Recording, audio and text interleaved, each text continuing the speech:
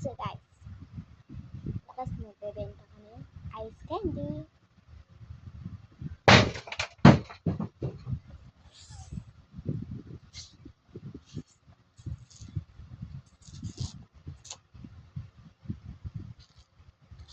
Yan ang nararoon ni Kayla.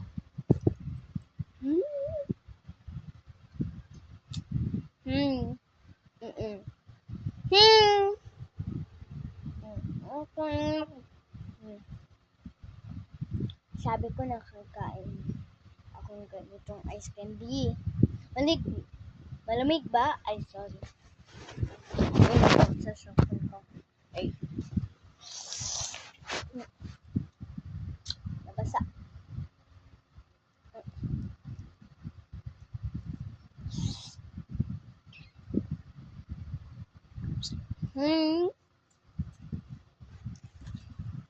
So bye guys.